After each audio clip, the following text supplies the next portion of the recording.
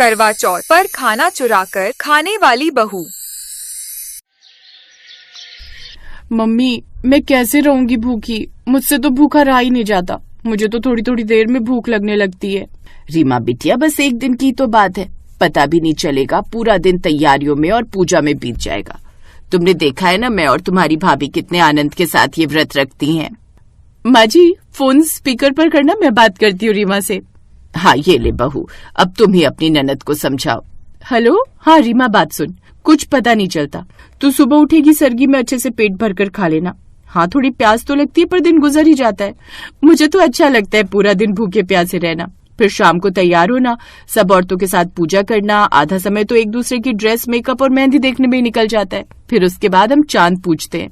वैसे एक बात कहूँ रीमा, पूरा दिन भूखे रहकर निर्जल व्रत उपवास करके पति के हाथ से पानी पीकर जो सुकून मिलता है ना, आहा, उस एक घूंट के लिए मुझे पूरा दिन भूखे रहना मंजूर है। तभी रीमा की सास आवाज लगा देती है, रीमा बहू, जरा बाहर तो आना। भाभी, वो मम्मी जी बुला रही हैं, मैं बाद में कॉल करती हूँ। हाँ, वैसे हम लोग शाम को आ ही रहे हैं करवा चौथ देने के लिए, तो तुमसे मिलना हो ही जाएगा। फिर मैं तुम्हें इस व्रत के थोड़े और टिप्स दे दूंगी। और फिर रीमा फोन रखकर कमरे से बाहर आ जाती है। बहू, तुम्हारा पहला करवा चौथ है। मैंने तुम्हारे लिए बनारस से प्योर बनारसी गहरे लाल रंग की साड़ी मंगवाई है। वो मेरी सहेली है ना कांता, बनारस में ही रहती है। उसे पता था कि तुम्हारा पहला करवा चौथ है, इसलिए जब मेरी उससे फोन पर बात हुई तो बोली कि मैं वहीं से भेज देती हूँ। मैंने कहा, इससे बढ़िया बात और क्या होगी, ये साड़ी तुम पर बहुत जचेगी। थैंक यू माँ जी, बहुत सुंदर है। अच्छा माँ जी, मम्मी और भाभी वगैरह ना शाम को करवा चौथ देने आ रहे हैं। अच्छा चलो ठीक है, मैं मेहंदी वाली को रात में आने के लिए कह देती हूँ। बाजार में तो बहुत भीड़ होती है, तुम परेशान हो जाओगी। रीमा मुस्कुरा तो रही थी, उसे थोड़ी खुशी भी थी पहले करवा चौथ व्रत की, पर एक डर भी था पूरा दिन भूखा रहने का। शाम को रीमा के मायके वाले करवा चौथ देने आते हैं। मैं तो कई बार नंदिनी बहू से कहती हूँ कि पूजा के बाद थोड़ी चाय पी लिया कर, पर मेरा तो मन ही नहीं करता आंटी जी, मैं तो पूरा दिन प्यासी रह लेती हूँ। मुझे तो करवा चौथ के व्रत का एक अलग ही क्रेज रहता है। मुझे तो पूरा दिन भूखे रहना अच्छा लगता है। वैसे बस प्यास लगती है थोड़ी बहुत, पर कंट्रोल कर लेती हूँ। रीमा की सास कुछ नहीं बोली, वो चुप रही। रीमा को मन ही मन घबराहट हो रही थी कि पता नहीं अगला दिन कैसा बीतने वाला है। रीमा बहू, अपनी मम्मी जी के लिए गरम चाय बनवा लो, बातों बातों में ये चाय ठंडी हो गई होगी। जी माँ जी, मम्मी मैं गरम चाय लाती हूँ। नहीं, बस बहन जी, अब चलते हैं, फिर घर पर भी व्रत की तैयारी करनी है। रीमा, तुम्हारे पापा और भैया आ जाएंगे, शाम का खाना भी तैयार करना है। अपना ध्यान रखना और अच्छे से पूरे विधि विधान के साथ कल करवा चौथ का व्रत करना। रीमा की माँ और भाभी विदा लेकर चले जाते हैं। घर में फिर से सन्नाटा छा जाता है। रीमा के मन में भाभी की बातें गूंज रही थी। मुझे तो पूरा दिन भूखे रहना अच्छा लगता है, कंट्रोल कर लेती हूँ। रीमा बहू, मेहंदी वाली आ गई है, आ जाओ। रीमा मेहंदी लगवाने लगती है, पर उसका दिमाग अभी भी अगले दिन के व्रत में घूम रहा था। अरे सुमित की माँ, कल के लिए तुमने सरगी का जो सामान मंगवाया था सब ले आया हूँ। अरे वाह, बहू के लिए तो तुम ढेर सारा सामान ले आए, अच्छा किया। वैसे भी हमारी बहू का पहला करवा चौथ है। मैं चाहती हूँ मैं अपनी बहू को सरगी में तोहफों के साथ साथ ढेर सारा आशीर्वाद भी दूँ। सास की बात सुनकर रीमा मन ही मन खुद से बात करने लगती है। आशीर्वाद तो ये दो माँ जी कि मैं कल भूख लगे तो खुद को संभाल लूं। मुझे तो बहुत भूख लगती है, अभी से इतनी भूख लग रही है, पता नहीं कल क्या होगा। अगले दिन सुबह 4 बजे रीमा की सास ने उसे सरगी के लिए उठा दिया। अब इतनी सुबह सुबह रीमा से कुछ खाया नहीं गया, क्योंकि उसे तो नाश्ता देर से करने की आदत थी और उसका पहला करवा चौथ का व्रत था। वो ज्यादा कुछ अपनी सास से बोल नहीं पाई। और फिर, रीमा बहू, अभी आसमान में तारे हैं, तुम्हें कुछ और खाना है या पानी पीना है तो ले सकती हो। फिर तारे छुप गए और सूरज निकल आया तो तुम कुछ खा पी नहीं पाओगी। फिर तो रात में चांद निकलने के बाद ही तुम खाना पीना कर सकती हो। बस माँ जी, और खाया नहीं जा रहा।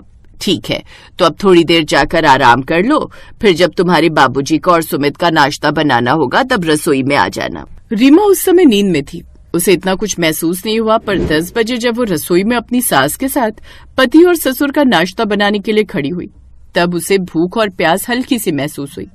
बहू, ये गोभी का पराठा और फैनी तुम्हारे बाबूजी को दे आओ। जी माँ जी। अभी तो दिन की शुरुआत हुई थी, पर रीमा का सिर भारी होना शुरू हो गया। उसने अपने ससुर जी को नाश्ता दिया और फ्रिज में से ठंडे पानी की बोतल निकालकर पति को दी। गोभी का पराठा और पानी देखकर रीमा से रहा नहीं जा रहा था। अरे यार, अभी तो सिर्फ 11 ही बजे हैं, अभी तो पूरा दिन बाकी है। आज चंद्रमा का समय 8:10 दिखा रहा है। चलो अच्छा है, थोड़ा जल्दी निकल आएगा तो समय से बहू भी कुछ खा लेगी। मम्मी आज तो मेरी भी ऑफिस की छुट्टी है। वैसे शाम को आप क्या बना रहे हो खाने में? शाम को तुम बहू को लेकर बाहर खाने पर जाओगे। आज बहू का पहला व्रत है, इसलिए तुम दोनों बाहर डिनर करोगे और मैं अपने और तुम्हारे बाबूजी के लिए कचौड़ी आलू बना रही हूँ। हम दोनों वही खाएंगे। जो आज्ञा माताश्री। ये क्यों मेरे सामने खाने का नाम ले रहे हैं? मलाई चाप का नाम सुनकर मेरे मुंह में पानी आ रहा है और पेट में चूहे दौड़ रहे हैं। क्या करूं? सोच रही हूँ कुछ देर जाकर फोन पर मम्मी से और भाभी से बात कर लूं। हाँ यही ठीक रहेगा, पर उनसे भी तो बात करने की हिम्मत नहीं हो रही। जाकर थोड़ी देर लेट जाती हूँ। बहू मैं थोड़ी देर के लिए पड़ोस में जा रही हूँ। पंडिताइन जी को भी पूजा के लिए बुलाना है। सब पड़ोस की औरतें आज हमारे घर ही आएंगी। तुम टाइम से तैयार हो जाना। सुमित अपने दोस्तों के घर चला गया और ससुर कुछ देर के लिए कमरे में सुस्ताने चले गए। सास पड़ोस में सबको पूजा के लिए बुलाने चली गई। अब रीमा की भूख बढ़ती जा रही थी। घर में सन्नाटा था। ये रीमा के लिए भूख मिटाने का गोल्डन चांस था। मेरे से भूख सहन नहीं हो रही। मैं थोड़ी सी आलू कचौड़ी खा लेती हूँ। माँ जी अभी गर्मा गर्म बना कर गई हैं। अरे उन्हें क्या पता चलेगा अगर मैं एक कचौड़ी खा भी लूंगी तो? अगर नहीं खाए तो मैं पूजा के लिए तैयार होने लायक भी नहीं बचूंगी।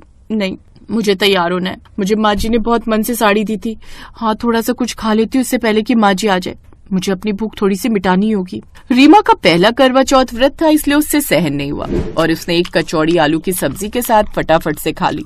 अब कचौड़ी आलू तो उसने खा लिए, पर जैसे ही वो पानी पीने के लिए फ्रिज की ओर बढ़ी तभी उसकी सास आ गई। रीमा बहू फ्रिज से क्या निकाल रही हो? माँ जी वो कुछ नहीं, फ्रिज में से शाम की पूजा के लिए फ्रूट सेक रही थी। चिंता मत करो बहू, तुम्हारी पूजा की थाली मैंने पहले ही सजा दी है।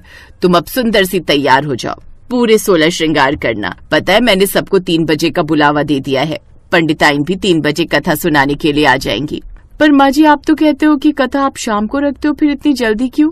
तुम्हारे लिए बहू, क्योंकि मैं जानती हूँ मेरी प्यारी बहू रानी पहली बार करवा चौथ का व्रत रख रही है और निर्जल व्रत रखना बहुत कठिन होता है। मैं नहीं चाहती कि मेरी बहू अपने पहले करवा चौथ पर बीमार हो जाए। मैं ऐसा बिल्कुल नहीं चाहूंगी। इसलिए मैंने फैसला लिया है कि मैं तुम्हारे लिए पूजा के बाद चाय, पानी, जूस, फल आदि की छूट कर दूंगी। ऐसा हो सकता है माँ जी?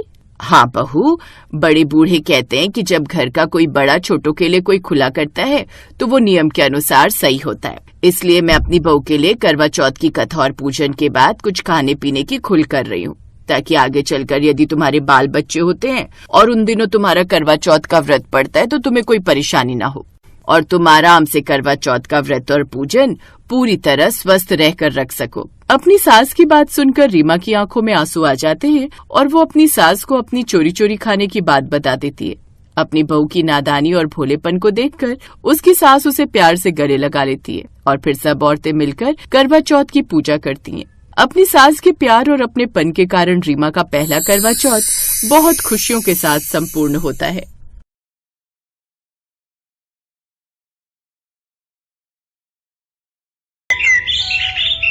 काजल की सास और ननद दोनों ही आपस में उसकी बुराइयां करती रहती थी, पर काजल हमेशा चुप रहती थी। शिल्पा की शादी को कुछ टाइम ही हुआ था। काजल ने शिल्पा की शादी में पूरा सहयोग दिया, यहाँ तक कि पूरी जिम्मेदारी ही उसके ऊपर थी। उसने खुशी खुशी अपनी ननद की शादी में सारे इंतजाम देखे, पर फिर भी शिल्पा और उसकी माँ को इससे कोई फर्क नहीं पड़ा। वो तो आज भी एक दूसरे से उसकी बुराई करने में ही लगी हुई थी। अरे तो आ जाना, इतना सोच क्यों रही है? मैं भी तेरे लिए उदास हो रही हूँ। शाम को आज मैं तेरी पसंद के छोले भटूरे बहू को कहकर बनवा लूंगी। रहने दो मम्मी, बेकार में तुम उन्हें बोलोगी तो वो यही कहेंगी कि जब देखो मैं मायके आई रहती हूँ और उनके सिर पर बोझ डालती हूँ। पता चला मन ही मन ना जाने मेरे बारे में क्या क्या बोले। मैं नहीं आ रही। सुन शिल्पा, ये तेरा अपना घर है, तू जब मर्जी आ और मैं कुछ नहीं सुनूंगी। तू शाम को घर आ, मैं बोल रही हूँ। उसे भटूरे छोले बनवाने के लिए, ठीक है? मैं फोन रखती हूँ। शिल्पा ने फोन रख दिया और उसकी माँ ने काजल को ऑर्डर सुना दिया। शाम को शिल्पा आ रही है, उसकी पसंद के भटूरे छोले बनाने हैं। छोले थोड़े करारे मिर्ची वाले ही बनाना, फीके बना दिए तो वो बिल्कुल नहीं खाएगी। ठीक है मम्मी जी, मैं अभी छोले भिगो देती हूँ। काजल छोले भटूरे बना लेती है, पर शिल्पा अपनी आदत के हिसाब से वही खाने में कमियां निकालती है और नाक मुंह सिकोड़ती है। मम्मी इतने फीके छोले, आपको पता है ना कि मैं तेज मिर्च मसाले वाले खाना खाती हूँ। क्या करूं, ये इतना फीका खाना बनाती है कि बिल्कुल भी स्वाद नहीं आता। जब से तू गई है तब से खाने में स्वाद ही आना बंद हो गया है। बहू कुछ भी कहो, अभी खाना बनाने में तुम्हारे हाथ कच्चे हैं। छोड़ो मम्मी, इन्हें कहना बेकार है। अच्छा मेरी बात सुनो, पहला करवा चौथ है मेरा।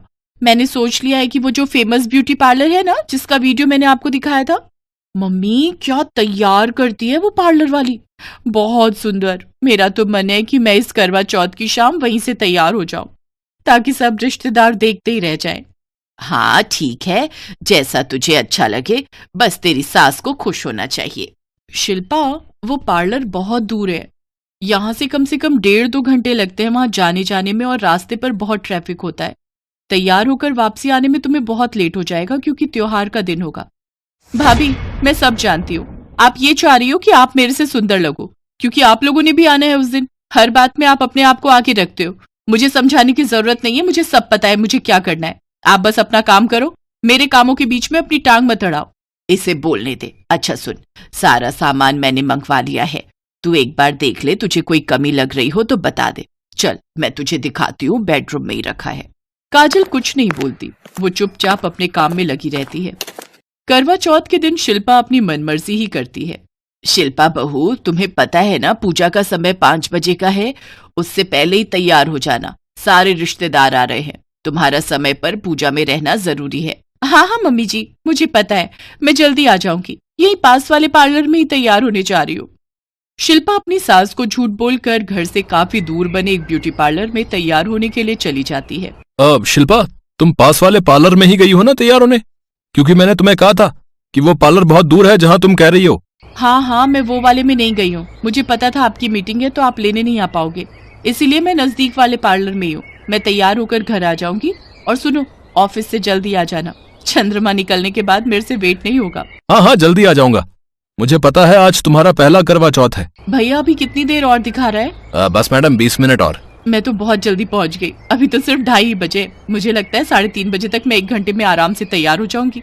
बड़ा बोल रही थी काजल भाभी वहां मत जाओ, वहां मत जाओ। मुझे सब पता है, वो मेरे से जलती है। मेरी सास के सामने खुद सुंदर बनकर आ जाती है और मैं बिल्कुल बेकार। आज मैं ऐसी तैयार होकर आऊंगी कि सब देखते रह जाएंगे। शिल्पा पार्लर पहुंचती है, पर पार्लर के बाहर ताला लगा हुआ था। शिल्पा घबरा गई, उसने पार्लर की ओनर को फोन किया। हेलो मैम, ये आज पार्लर क्यों बंद है? मैम 2 दिन पार्लर की छुट्टी है, मेरा खुद का पहला करवा चौथ है, इसलिए मैं अपने ससुराल आई हूँ, मैं शहर में नहीं हूँ। अगर कोई भी काम करवाना हो तो 2 दिन बाद ही पार्लर खुलेगा। हे भगवान, मैं इतनी दूर आई भी और पार्लर बंद है, कैसे करूँ? शिल्पा वापस घर की कैब करती है और वहीं घर के पास वाले पार्लर में जाती है। मैम मेकअप करवाना था। सॉरी मैम, आपको 1 घंटा वेट करना होगा, प्री बुकिंग चल रही है, अभी तो स्टाफ बिजी है। 1 घंटा तो मैं वेट ही नहीं कर सकती, मैं क्या करूं, कुछ समझ नहीं आ रहा। ये काजल भाभी क्यों फोन कर रही है? हेलो, हाँ भाभी बोलो, क्या काम है? वो शिल्पा, मम्मी जी ने बोला था कि तुमसे एक बार पूछ लूं कि पूजा का टाइम कब का है, तो हम घर से निकल जाएंगे। तुम तैयार हो गई ना? नहीं, मैं तैयार नहीं हुई हूँ भाभी। हेलो शिल्पा, तुम रो क्यों रही हो? क्या हुआ है मुझे बताओ, मेरा मन घबरा रहा है। मैं नहीं हुई हूँ तैयार भाभी, मैं बहुत परेशानी में हूँ, मुझे कुछ समझ नहीं आ रहा। शिल्पा काजल को फोन पर सारी बात बताती है। काजल चुपचाप घर से शिल्पा के पास पहुंचती है। टेंशन मत लो शिल्पा, तुम्हें मैं समय से पहले तैयार करवा दूंगी। अभी पूजा में टाइम है, चलो तुम मेरे साथ स्कूटी पर बैठो। काजल शिल्पा को अपने साथ स्कूटी पर बिठाती है और वहीं नजदीक में काजल की फ्रेंड का घर था। उसने घर में ही पार्लर बना रखा था। सुनैना, ये मेरी ननद है शिल्पा। शिल्पा का पहला करवा चौथ है, मैं चाहती हूँ तुम शिल्पा को बहुत सुंदर तैयार करो, पर हमारे पास सिर्फ आधा घंटा है। टेंशन मत लो, मैं तैयार कर दूंगी। आओ बैठो शिल्पा, एक काम करो, पहले तुम चेंज कर लो। ठीक है, मैं चेंज कर लेती हूँ, पर 5 बजे से पहले प्लीज मुझे तैयार कर देना। शिल्पा टेंशन मत लो, तुम तैयार हो जाओगी, और 10-15 मिनट ऊपर नीचे कोई बात नहीं होती। अब तुम रिलैक्स हो जाओ और आराम से तैयार हो, ताकि तुम बहुत सुंदर लगो। काजल की फ्रेंड सुनैना शिल्पा को बहुत सुंदर तैयार कर देती है। थैंक यू सुनैना दीदी, आपने बहुत सुंदर मेकअप किया है। It's my pleasure dear. Thank you Sunaina, बाकी मुझे बता देना कितने हुए, मैं तुम्हें ऑनलाइन पेमेंट कर दूंगी। अभी तो मैं कैश भी नहीं रख कर लाई थी। कोई बात नहीं डियर, पहले तुम आराम से पूजा में पहुंच जाओ। अरे तुम भी तो तैयार हो जाती काजल, थोड़ी देर रुकती तो मैं ही तुम्हें तैयार कर देती। अरे कोई नहीं यार, मेरे को 2 मिनट लगेंगे साड़ी पहनने में। अगर तेरे से तैयार होंगी तो मैं बहुत लेट हो जाऊंगी, मुझे शिल्पा को टाइम पर घर छोड़ना है। शिल्पा देख रही थी कि काजल की फ्रेंड कितनी अच्छी है, उन दोनों की दोस्ती कितनी अच्छी है, और काजल भी उसके लिए कितना कुछ कर रही है। शिल्पा को लेकर काजल उसके ससुराल पहुंचती है, पर वो अंदर नहीं जाती। वो शिल्पा को दरवाजे पर ही उतार देती है। शिल्पा टाइम पर घर पहुंच चुकी थी, इसलिए सब बात संभल जाती है। शिल्पा की मम्मी भी पूजा में पहुंच चुकी थी, पर काजल को तो अभी तैयार होना था, इसलिए वो घर पर तैयार हो रही थी।